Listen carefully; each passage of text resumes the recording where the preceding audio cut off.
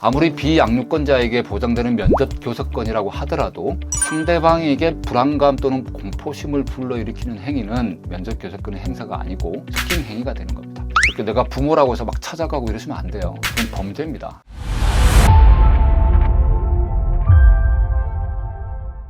안녕하세요. 시원하게 싸우고 정확하게 끝내는 반팔 변호사 장영근입니다. 내 편에게는 다정하게, 상대편에게는 무섭게 제대로 한번 파헤쳐 보겠습니다. 백 변호사님, 오늘 상담 주제는 뭘까요? 대표님 30대 여성분이 상담을 오셨는데 이혼한 지 6개월이 넘었다고 합니다. 그런데 전 남편이 시도 때도 없이 연락을 한다고 해요. 그래서 카톡을 차단하니까 문자를 보내고 그것도 차단하니까 밤에 집까지 찾아온대요. 초인종을 누르면서 할 말이 있다 또는 아예 얼굴만 보고 가겠다 라고 하는데 정말 무섭대요. 이거 어떻게 하면 될까요? 이혼까지 하셨는데 정말 힘드시겠네요. 이 사안은 자녀에 대한 면접 교섭권과 스토킹 범죄의 선을 넘나드는 상황일 것 같습니다.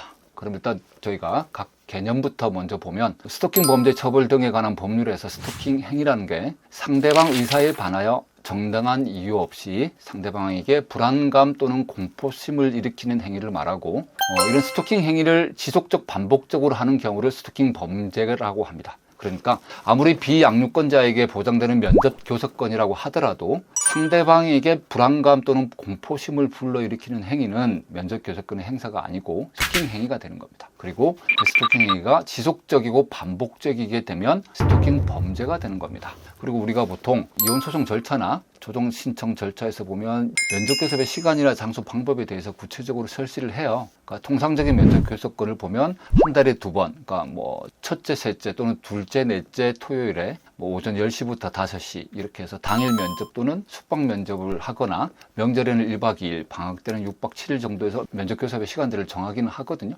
그런데 만약에 비양육권자가 그런 면접 교섭권에 대해서 변경이나 추가를 원하신다라면 시간이나 장소 방법에 대해서 서로 협의를 하고 그럼에도 불구하고 서로 협의가 잘 안 된다. 그러면 가정법원에 면접교섭의 이행 및 변경에 관한 심판 청구를 하셔서 해결을 하셔야지 이렇게 내가 부모라고 해서 막 찾아가고 이러시면 안 돼요. 그건 범죄입니다.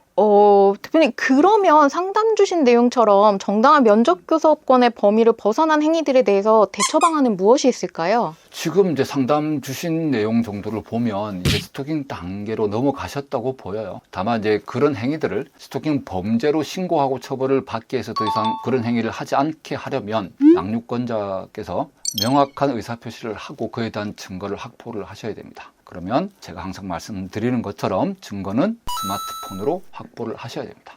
비양육권자가 정당한 면접 교섭권의 범위를 벗어나는 것처럼 보이는 행동들을 시작할 때쯤 되면 카톡이나 문자, 통화 녹음으로 당신의 행위로 인해서 나와 아이가 불안감을 느낀다. 이런 의사표시를 명확하게 전달을 하셔야 됩니다. 그럼에도 불구하고 스토킹 행위가 지속적이고 반복적으로 행해질 우려가 있고 또 긴급을 요하는 경우에는 스토킹 범죄의 처벌 등에 관한 법률 4조에서 경찰에게 긴급 응급 조치를 요청할 수 있습니다. 그래서 긴급 응급 조치를 통해서 100m 범위 내의 접근 금지 그리고 전기통신을 이용한 금지 명령을 받을 수 있습니다. 다만 이 부모 사이에서 일방이 스토킹 범죄까지는 아닌데 면접교섭권 범위 내에서 협의가 잘 안 되고 하면 아까 말씀드린 대로 가정법원에 면접교섭의 이행 및 변경에 관한 심판 청구하시면 됩니다. 그렇게 해결하시면 되고요. 요즘에 가정법원 가보시면 법원 내에서 면접교섭을 할 수 있는 장소도 잘 마련되어 있습니다. 그래서 자녀와 양육권자의 불안감 없이 면접교섭을 실시할 수 있는 환경도 충분히 마련이 되어 있고요. 그렇게 해결하시는 게 낫지 내가 부모라고 해서 막 찾아가고 이러시면